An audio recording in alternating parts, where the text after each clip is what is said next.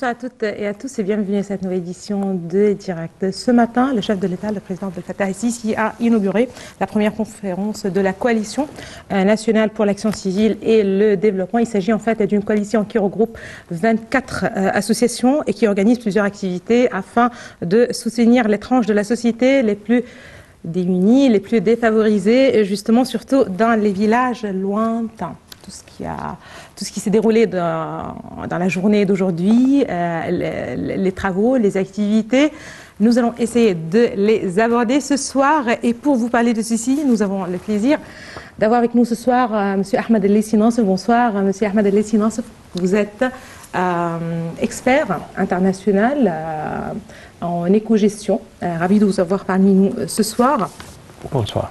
Et justement, on parle de cette journée et de la conférence, la première édition de cette conférence. Quand on parle de la première conférence, c'est-à-dire, il semble qu'il serait prévu justement d'avoir des éditions plus ou moins régulières pour un tel rassemblement, peut-être à l'instar du forum de la jeunesse et des différentes activités à laquelle le chef de l'État tient justement à assister et à lancer en fait. Tout d'abord, quel regard vous portez sur cette conférence, sur l'idée même?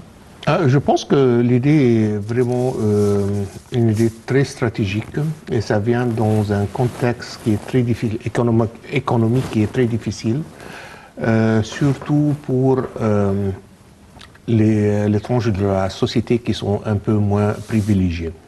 Je pense l'idée de synchroniser une quarantaine des formations de groupes civils, des institutions, c'est une très bonne idée parce que normalement il y a pas mal de duplications, il y a plusieurs travaux qui sont répétitifs entre l'un et l'autre et les faire venir ensemble dans un forum où tout le monde peut présenter ce qu'il a, on peut créer une coopération, on peut réduire le coût, on peut avoir des échanges des idées entre les groupes différents. Je pense que c'est très bénéficiaire pour tous les participants et pour le pays. Très bien. Je rappelle que depuis son lancement en mars 2022, l'Alliance nationale pour le développement civil a eu un rôle majeur dans l'enrichissement du travail civil. Il s'agit d'une opportunité de partenariat entre les institutions de la société civile afin de soutenir les groupes les plus nécessiteux. Je vous invite, M. Ahmed El-Leissi Nassef et vous, chers téléspectateurs, à suivre un commentaire sur cette conférence.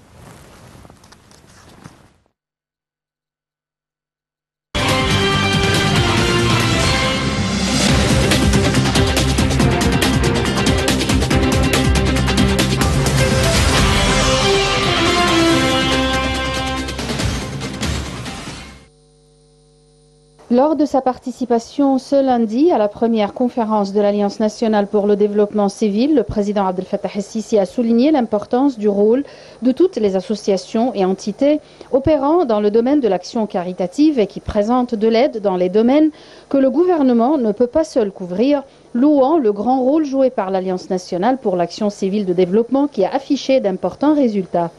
Les organisations de la société civile jouent un rôle que le gouvernement ne peut pas jouer seul, selon le chef de l'État, qui a signalé qu'environ 50 000 associations opèrent en Égypte, dont beaucoup travaillent dans le cadre de l'Alliance. Nous voulons que le reste des entités la rejoignent afin de présenter une aide plus importante à la société au niveau économique et sanitaire et dans d'autres domaines, a assuré le président el-Sisi, indiquant que l'effort de l'Alliance nationale pour l'action civile est clair à cet égard.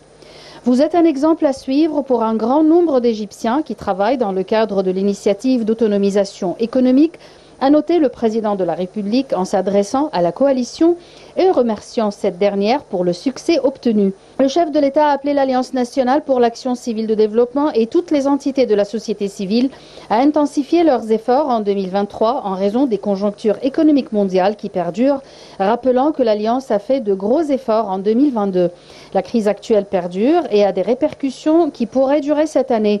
Nous avons besoin de doubler les efforts afin de faire face aux effets provoqués par la crise, selon le chef de l'État. Il a évoqué l'annonce faite par l'Alliance l'Alliance qui a destiné 14 milliards de livres égyptiennes pour les domaines de l'action caritative, appelant le Fonds Vive l'Égypte à faire des contributions pour augmenter cette somme et demandant au gouvernement de faire un effort plus grand à cet égard.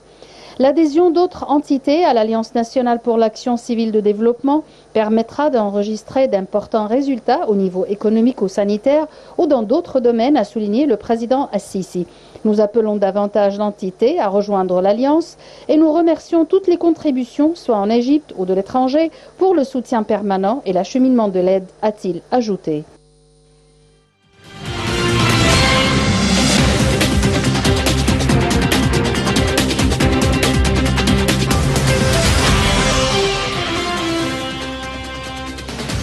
Retour à vous, M. Ahmad El-Sinance. Je rappelle que vous êtes consultant international en éco-gestion et justement on parle d'une conférence qui parle en deux mots de la solidarité sociale. Enfin, en fin de compte, le gouvernement ne peut pas tout assumer. C'est très dur pour un pays comme l'Égypte. C'est très dur pour n'importe quel État, c'est certainement. Quelle est l'importance justement de telles alliances, de telles entités justement pour soutenir le travail de gouvernement, aller de pair et travailler de pair avec le gouvernement justement pour le mieux du citoyen? Ce projet me rappelle un mot très fameux par Confucius. Il disait, au lieu de me donner un poisson, apprendre-moi à pêcher. Et là, c'est plus ou moins ça. Parce que vraiment, il y a deux dimensions pour ce projet. Le premier dimension, c'est la dimension sociale, qu'on vise avec ce projet les classes les moins favorisées ou privilégiées dans la société égyptienne. Mais c'est pas un genre de subvention, c'est pas un genre de pension pour sans rien faire avec, mais il y a une dimension économique que je pense est beaucoup plus importante que la dimension sociale, parce qu'on est en train d'apprendre à ces gens comment gagner leur vie et comment gagner leur vie d'une façon qui est très intéressante, qui est enrichissante, et en même temps leur donne la fierté d'être 100% indépendant vis-à-vis d'une personne qui peut être, disons, dépendant sur l'État ou une pension qui lui vient chaque mois, ou comme une pension chômage ou quelque chose pareil, comme un aide. Mais au lieu, ils deviennent des petits entrepreneurs, si vous voulez. Si on regarde quelques grandes économies qui sont même un peu plus sous-développées que l'Égypte, si on regarde l'Indonésie, si on regarde l'Inde par exemple, tous ces pays ont comme grande base, avec les centaines de milliers d'habitants qu'ils ont, ils ont comme base ce qu'on appelle le microéconomie, l'évolution des microéconomies. Et là, je pense qu'en Égypte, on est en train de commencer à faire ça. On est en train de voir des petites sociétés ou une petite famille qui est en train de prendre un genre de travail, un petit morceau de terre, qui sont en train de cultiver, ou quelques têtes de vaches. Ce sont des petits projets qu'avec un très grand focus qui vient de la part de ces gens, va être très enrichissant et va former un genre d'indépendance, un genre de métier, si vous voulez, un genre un business qui est indépendant, pour que cette petite famille puisse gagner son pain au lieu d'être dépendant sur l'État et sur l'aide infiniment. Donc là, je pense que c'est très bien ce qui est en train de se passer. C'est quelque chose qui est en train de mettre l'idée de positivité, que si tu travailles, on va te donner les moyens, on va te donner le savoir-faire, on va même t'aider à commencer avec un petit capital, mais après ça, le ballon est dans... Il faut se lancer. Voilà. Absolument. Et là, c'est le moment de travailler. Et je pense que ça va aller très bien. Et les résultats, les quelques exemples qu'on a vus se présenter devant le président, ont démontré ça. Donc, au bout de quelques mois, presque un an et quelques, ils ont pu arriver à régulariser un genre de business, un tournage d'une petite affaire, et ça se passe très bien. C'est intéressant justement de rappeler dans ce contexte, puisque vous le mentionnez, les efforts déployés par le ministère de la Solidarité sociale qui œuvre en fait à soutenir et la femme et les jeunes surtout, justement pour les mettre sur les rails, pour commencer un petit travail et être capable d'être indépendant. Aujourd'hui, ce matin, en fait, le président Sissi a souligné l'importance du rôle de toutes les associations et entités opérant dans le domaine de l'action caritative et qui présentent de l'aide dans les domaines que le gouvernement ne peut pas seul couvrir. Le président Sissi a loué aussi le grand rôle joué par l'Alliance nationale pour l'action civile de développement et qui affichait d'importants résultats. En fait, il y avait toujours des organisations, des ONG caritatives, certainement. Il y avait aussi les efforts individuels. Quelle est l'importance d'une telle alliance? C'est-à-dire à quel point la formation d'une alliance et qui regroupe sous ta tutelle les différents organismes et, qui travaillent pour le citoyen, justement, quelle est l'importance d'une telle formation? L'importance de ce forum, de l'alliance qu'on vient de voir aujourd'hui, et c'est très différent de ce qui était en train de se passer dans le passé. Là, il y a un genre de suivi. Il y a un genre de... peut-être on peut l'appeler éducation, du coaching sur le travail pour s'assurer que la personne ou le cible va produire les résultats désirés. Je pense que ce qui s'est passé dans le passé, que quelquefois il y avait un peu de donation, si vous voulez, et même si c'est jamais entré en rigueur, si jamais ça a été utilisé dans la direction où ça a été dû être utilisé, on n'a jamais vu le résultat. Maintenant, quand on est en train de voir le parcours du commencement jusqu'à la fin, s'il y a un besoin pour corriger ou rectifier la façon avec laquelle le projet est en train de se dérouler, c'est là que c'est en train de se passer. Il y a une prise en main, si vous voulez, pour que on s'assure qu'on prend les investisseurs ou les propriétaires de ces projets d'un bout à l'autre. Là, on ne l'avait pas dans le passé. Et je pense que les résultats sont très très clairs, que là, c'est en train d'aboutir les fruits qu'on désirait. C'est une conférence de l'Alliance nationale pour le développement civil.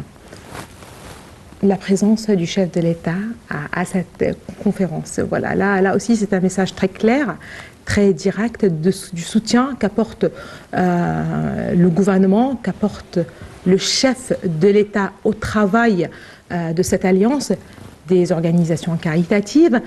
Et ça insiste peut-être sur cette coordination entre le gouvernement, entre l'État, si vous le voulez, et les organisations. Est-ce que ça donne plus de poids, plus de facilité parfois à mener le travail à bien à ces organisations? Bien sûr que ça donne ça. Je pense que la présence du président, et c'est un président avec une popularité énorme comme le président Sissi, je pense que ça donne un genre de fierté. J'ai vu la dame qui s'appelait Reda, et quand le président était en train de le remercier et la fierté, vraiment, on le voyait sortir de ses yeux, si vous voulez. Elle était si fière. Je peux seulement, c'est un genre de motivation que je pense pas qu'on pourrait le faire autrement. Et donc, d'un côté, ceux qui étaient présents vont être très fiers de ce qu'ils ont fait. Ils vont être comme des exemplaires, des cas exemplaires pour leurs confrères, que ça va aider à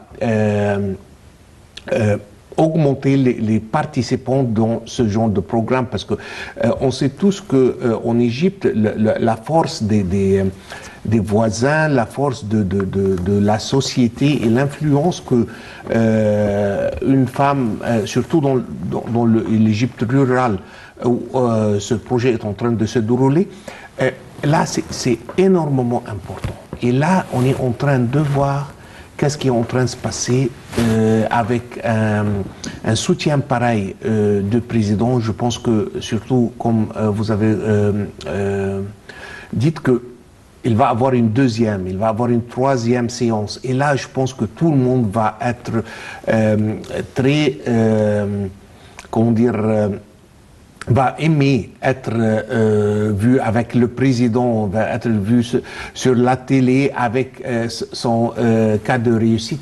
Et là, je pense que ça va vraiment rouler le projet un peu partout, si vous voulez. Très bien. Pour insister sur ce point, sur cette coordination entre l'Alliance et les différentes entités qui forment cette alliance, mais aussi apparemment pour encourager d'autres entités à joindre cette alliance pour travailler pour le citoyen, insister sur cette idée, encore une fois, de coordination entre l'État et les associations. C'est le président Sisi qui a aussi, parallèlement, qui a donné ces directives, en fait, pour que ce soit augmenté la subvention gouvernementale pour débloquer à l'Alliance nationale pour l'action civile et de développement. Ce serait peut-être une nouvelle assez intéressante pour ceux qui travaillent au sein de cette alliance, mais aussi pour ceux qui en profitent, qui a aussi, encore une fois, cette coordination et les directives présidentielles d'augmenter le montant justement de la subvention gouvernementale pour cette alliance.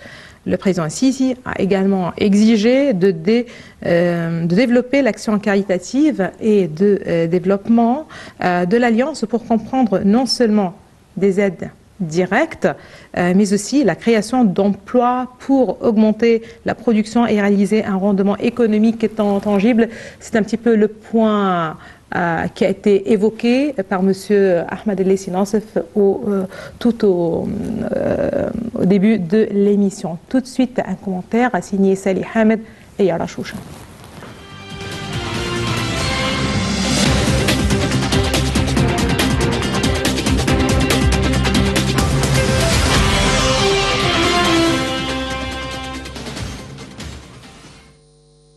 Le président Abdel Fattah el-Sisi a ordonné de consacrer une nouvelle aide gouvernementale d'1 milliard de livres égyptiennes à l'Alliance nationale pour le travail communautaire, portant le financement total fourni par l'État à l'Alliance à 10 milliards de livres égyptiennes.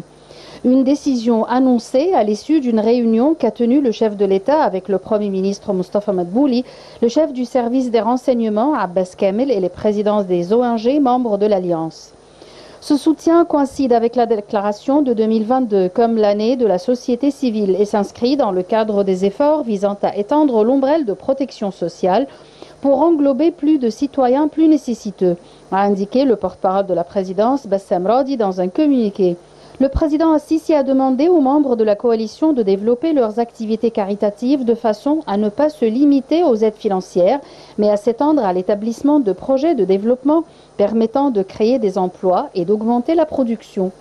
L'Alliance a été lancée en mars 2022 pour assurer un engagement efficace des ONG dans le développement et la satisfaction des besoins des classes défavorisées.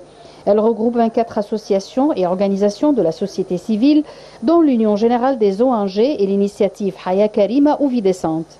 Elle travaille dans plusieurs domaines, dont la santé, l'éducation, l'urbanisation et la sensibilisation, en coordination avec le gouvernement. En juillet dernier, le ministre des Finances, Mohamed Maït, a déclaré que 356 milliards de livres égyptiennes du budget de 2022-2023 allaient être alloués à la protection sociale et aux subventions, tandis que 400 milliards de livres égyptiennes supplémentaires serviront à améliorer les conditions des employés du secteur public, que ce soit dans les salaires ou les primes.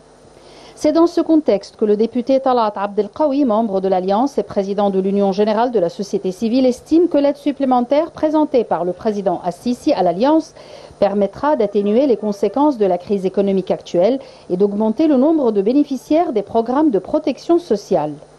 En juillet, l'Alliance avait consacré 2,4 milliards de livres égyptiennes pour soutenir 400 000 familles pauvres par le biais des pensions mensuelles pendant un an, pour atténuer les impacts de l'inflation. L'initiative de protection sociale Wasl el-Khir est également destinée à fournir des aides alimentaires, des soins médicaux et des opportunités d'autonomisation économique à environ 5 millions de familles en 2022. L'Alliance envisage aussi l'intensification de ses efforts dans la mise en œuvre des petites et moyennes entreprises.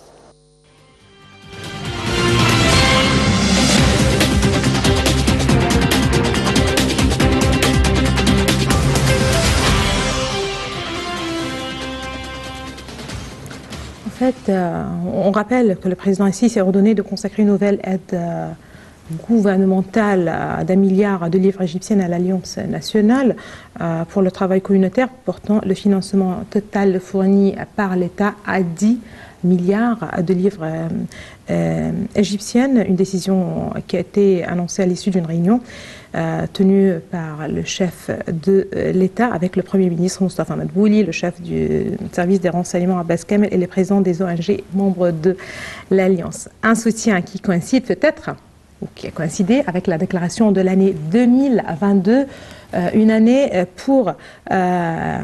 de la société civile, et s'inscrit certainement dans le cadre des efforts déployés par l'État et qui visent à étendre la protection sociétale, ou si vous voulez, bien l'ombrelle de cette protection sociale qui devrait ainsi englober plus de citoyens nécessiteux. On parle de chiffres assez importants quand on parle de 10 milliards de livres égyptiennes qui ont été déversés ou débloqués pour aider certaines communautés, certaines tranches sociales, surtout dans les villes et villages les plus lointains. Tout à fait. Je pense une des choses que cette alliance est en train de faire, c'est tracer une ligne entre le support que l'État est en train d'offrir aux vieillards, aux malades, à ceux qui ne sont pas capables de travailler ou produire d'une façon ou l'autre. Là, c'est une catégorie qui a besoin d'aide et il n'y a pas d'autre solution là. Mais de l'autre côté, il y a aussi une autre catégorie qui est assez plus importante et même beaucoup plus large, qui a la capacité de travailler, a la capacité de gérer un petit projet. Et là, on fait la distinction entre les deux voies, si vous voulez. Donc là, on est en train d'augmenter ceux qui ont besoin d'aide parce que pour des raisons spécifiques, ils n'ont pas la capacité et la capacité de travailler et de produire. Mais ceux qui ont ça, on est en train de les mettre sur la bonne direction et on est en train de les aider pour commencer leur petit projet comme on a discuté. Très bien. Le président Sisi a en fait appelé parallèlement justement cette alliance nationale pour l'action civile de développement et toutes en fait les entités qui travaillent pour le bien du citoyen, tous ceux qui travaillent pour la société, à intensifier leurs efforts en 2023 en raison des conjonctures économiques mondiales qui perdurent. Ça reste une occasion en plus pour rappeler que le contexte économique mondial et par la suite du pays est assez critique. Et justement, d'où la nécessité de coordonner, encore une fois, les efforts pour essayer d'atténuer un petit peu les conséquences de cette crise économique, c'est-à-dire qu'à chaque occasion aujourd'hui on trouve que le chef de l'État insiste sur un contexte économique assez délicat pour le monde entier, d'où la nécessité de travailler ensemble. Encore une fois, ces retours aussi aux appels qui ont été faits par le président au gouvernement d'être transparent avec le peuple pour donner une image plus ou moins claire de la situation. Le président a utilisé l'opportunité et, entre parenthèses, il a fait une petite remarque où il a, une deuxième fois, expliqué que le contexte actuel en Égypte, c'est très dur, mais ce n'est pas seulement en Égypte. Il y a une crise mondiale, ou deux crises consécutives.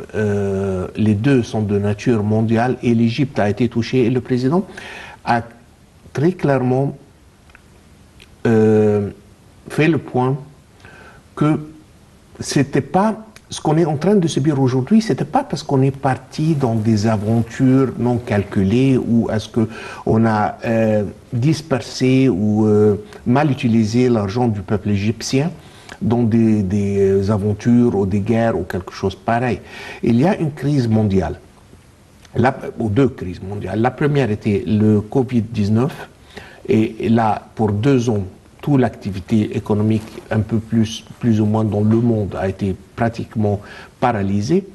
Et juste après, on est rentré dans la guerre entre la Russie et l'Ukraine. Et cette guerre où on n'a rien à faire avec, comme l'Égypte, où l'Égypte n'a rien à faire avec cette guerre, mais on est vraiment très touché par cette guerre. Entre l'Ukraine et la Russie, ce sont les deux pays qui nous fournissent plus ou moins par, si je ne me trompe pas, plus que 50% de nos besoins de blé et d'huiles végétaux pour l'alimentation. En même temps, ce sont les deux pays qui ensemble font presque plus que 60% des revenus du tourisme égyptien typiquement. Donc on est vraiment touché assez agressivement par tout ce qui est en train de se passer dans le monde. Donc le président a bien expliqué ça et il a fait une demande au peuple égyptien de vraiment ne pas partir dans une direction qui est un peu sombre, qui est pessimiste, où on risque d'avoir le dynamique du groupe et disperser un genre ou un sentiment de pessimisme général un peu dans le pays. Et il était très clair, il a dit si on n'a pas les bonnes données, si on n'a pas les bonnes informations, donc c'est pas la peine de rentrer et faire des discours et faire des posts sur les médias sociaux et tout ça. Si et il a utilisé un mot colloquial qui était très intéressant, si on ne sait pas qu'est-ce qu'on est en train de raconter. Donc c'est pas vraiment la peine de partir généraliser ou jeter du pessimisme un peu partout. Il y a une crise? Oui, il y a une crise. Est-ce que c'est en Égypte? Non, c'est un peu partout dans le monde, surtout en Europe, surtout en Amérique du Nord. On est en train de voir qu'est-ce qui est en train de se passer en Amérique du Sud en même temps, en Asie. Donc, c'est un peu dur un peu partout. Ça va passer. Mais pour le moment, on doit se tenir et prendre soin de notre pays, que le pays reste opérationnel dans la bonne direction pour que ça passe. On est un pays de 7000 ans, on a beaucoup vu, on a eu pas mal de crises dans notre histoire et ça va passer. Très bien, c'est très optimiste. Et là, quand vous lorsque vous parlez justement d'optimisme, j'aimerais bien rappeler que la journée d'aujourd'hui était une journée plus ou moins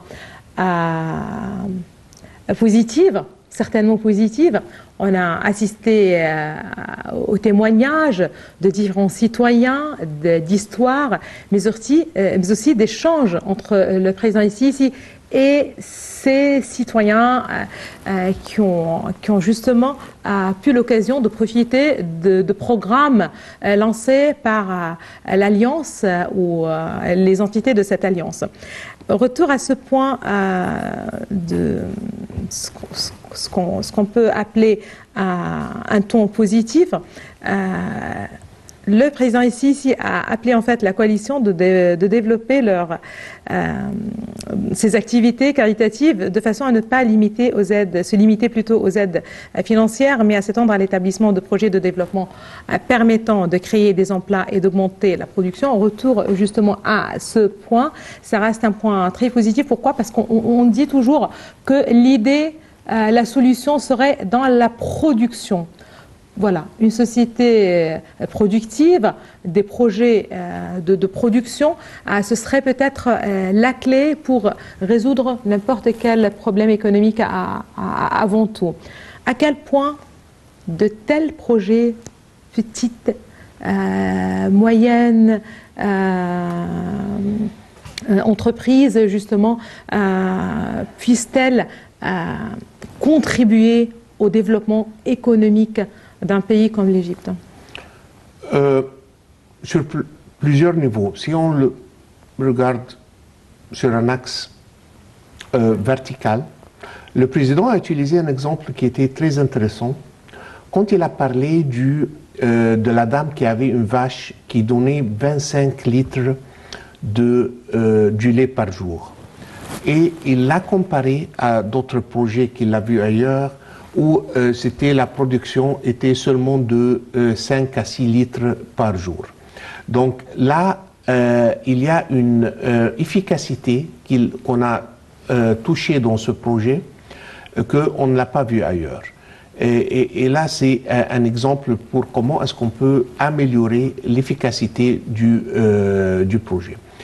D'un autre côté, horizontal, c'est l'expansion ou l'extension de ce projet qu'on est en train de rendre des familles que normalement n'étaient pas productives à des centres économiques où ils peuvent produire quelque chose, ou agriculture, ou alimentaire, pour s'aider et faire un peu de surplus pour eux-mêmes, pour commencer avec, qui va finalement retourner par la prospérité pour la société. Très bien. Cette Alliance nationale pour l'action civile et le développement est une union qui compte jusqu'à présent 24 entités ou organisations non gouvernementales, l'Union générale des ONG et l'initiative Haya Karima, ou Vie décente. L'objectif de cette alliance est de travailler de manière plus organisée et d'échanger les expériences et les informations, ce qui permettrait de lancer des activités sociales et des projets nationaux plus importants peut-être, et qui auront très rapidement leurs échos sur la société dans la période à venir. Yara Choucha et Salih Hamad.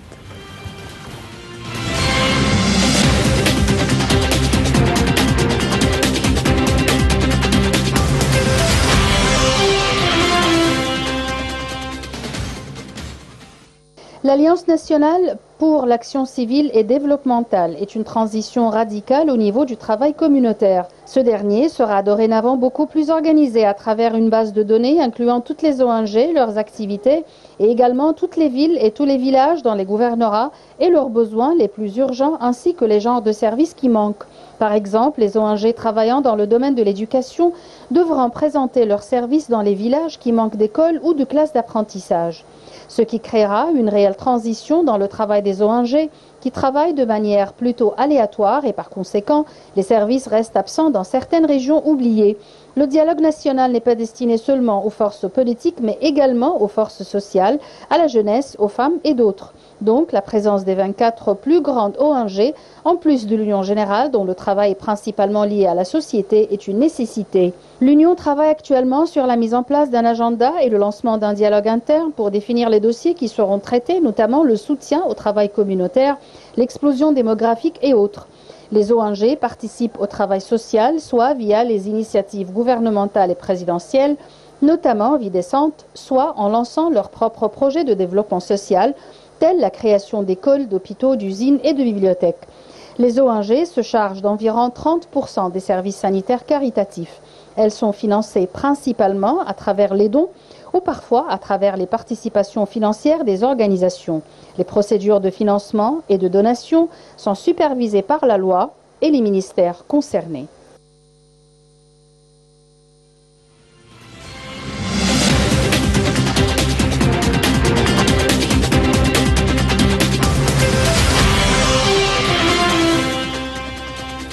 Ahmad Ali, sinon, est-ce qu'on peut dire que cette alliance nationale pour l'action civile et le développement serait peut-être une transition radicale dans le travail caritatif ou communautaire ici en Égypte? On parle aujourd'hui d'une alliance, donc on peut trouver une base de données très claire, un travail beaucoup plus organisé, supervisé certainement par l'État. À quel point c'est important d'organiser le travail caritatif en Égypte. Est-ce que c'est vrai que c'est un point de transition dans le travail de ces sociétés? Si je peux prendre l'analogie quand deux sociétés se mergent ensemble, c'est pas très loin de ça. On a 24 ONG qui sont en train de travailler dans des domaines un peu différents, mais dans les mêmes directions, pour la même direction, si vous voulez. Je suis sûr qu'il y a pas mal des synergies, qu'il y a pas mal de duplications, que le travail est fait peut-être quelquefois 24 fois. Quand ces ONG viennent ensemble et ils forment une entité, là on peut voir très simplement qu'il va avoir une réduction dans ce qu'on appelle un rework ou une répétition qui n'ajoute rien. Et là, les efforts vont être concentrés pour une productivité qui est beaucoup mieux, qui va vraiment aider à atteindre les objectifs de ces ONG tous ensemble, mais avec un parcours beaucoup plus court et beaucoup plus moins cher. Et là, je pense que c'est une très bonne idée et comme on le fait très souvent dans le monde d'affaires, c'est pas très différent. C'est les mêmes idées que sont en train de se répéter dans le monde du ONG. Très bien. Si on peut dire que certaines sociétés consacrent leur travail par exemple, aux côtés de l'assurance maladie, la santé des citoyens, peut-être autonomiser les femmes pour certaines sociétés ou offrir des aides directes, que ce soit des aides financières ou pour aider peut-être au mariage de jeunes. Selon vous, quel serait le domaine le plus important, auquel en fait on doit accorder plus d'attention selon vous? C'est l'information. L'information. Oui, savoir où et qui et qu'est-ce qu'on peut faire. Parce que si par exemple on va commencer les mêmes tests, les mêmes trajets si vous voulez, un peu partout dans tous ces petits villages, ça va prendre beaucoup de temps. Mais si on a l'information que tel ou tel projet ou un genre d'agriculture ou n'importe quoi, parce qu'il y a plusieurs activités où ce genre d'activité a été essayé et ça peut bien aller ou non dans cet endroit. Avoir de l'information, c'est énormément important pour qu'on puisse synergiser les efforts de ces 24 NGO. Très bien. Dans ce contexte, j'aimerais bien rappeler que le dialogue national est en principe, n'est pas en principe destiné uniquement aux forces politiques, mais également aux forces sociales, à la jeunesse et certainement aux femmes et d'autres. Donc la présence de 24 organisations ou sociétés parmi les plus importantes en Égypte, en plus de l'Union générale, dont le travail est principalement lié à la société, est une nécessité. J'aimerais bien rappeler que l'Union travaille actuellement sur la mise en place d'un agenda et le lancement d'un dialogue interne pour définir les dossiers qui seront traités. Je viens de vous poser justement la question: quel serait le dossier le plus important selon vous? Vous avez précisé que l'information vient avant tout. Et donc quand on parle de dossiers, notamment le soutien au travail communautaire, l'explosion démographique et autres, vous avez parlé, j'aimerais bien revenir à l'information. Quelle est l'importance de la formation? Ça vient, si vous voulez, si on a l'information, mais les gens ne sont pas formés pour comment utiliser l'information, c'est comme on n'avait rien. La formation, c'est mettre en œuvre ce qu'on sait, c'est mettre en œuvre le savoir-faire qu'on a pu accumuler avec l'expérience différente où on a subi des réussites, mais aussi des échecs un peu partout. Et ces échecs sont très utiles pour qu'on ne les répète pas. Donc, former les gens, qu'ils soient capables de faire leur rôle, qui est différent une deuxième fois. Avec 24 NGO, on a plusieurs domaines, mais l'idée, c'est de former les gens très simplement et d'une façon efficace pour qu'ils puissent atteindre leur objectif qu'on a précisé chacun pour son projet. Très bien. Le dossier de l'éducation passe avant tout. La formation des citoyens, c'est un point crucial, certainement pour le développement en général. Là, si je dis que ces organisations ou ces entités sont financées principalement à travers les dons ou parfois à travers les participations financières des organisations, certainement, je rappelle, entre guillemets, là, que les procédures de financement et de donation sont supervisées par la loi et les ministères concernés. Là, qu'est-ce que vous dites, M. Ahmed El-Leissi Nassef, dans ce contexte? Comment justement encourager les gens dans ce contexte économique délicat d'offrir, d'aider, de participer quand même dans un cadre, encore une fois, économique assez critique et délicat, comme je viens de le dire? Deux choses à noter ici. La première, il y avait presque 7 ou 8 ans, on a découvert que on avait un état chaotique tout à fait pour tout ce qui est donation.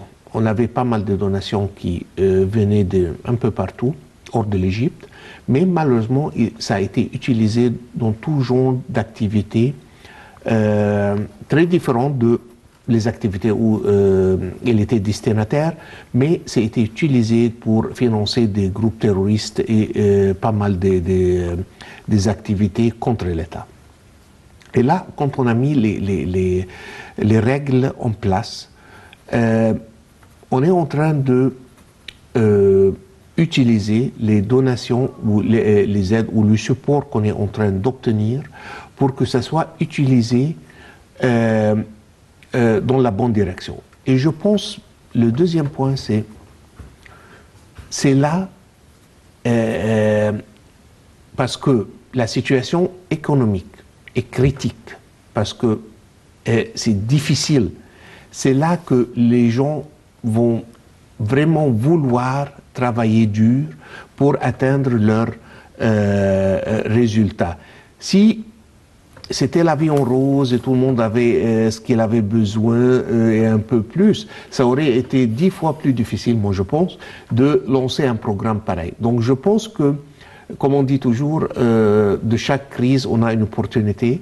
Je pense que la crise économique présente, ça nous offre l'opportunité de former ces gens, les faire apprendre comment travailler, comment être indépendants financièrement pour qu'ils puissent vraiment avoir un genre de projet pour gagner leur vie, pas seulement aujourd'hui, mais pour les années qui viennent aussi.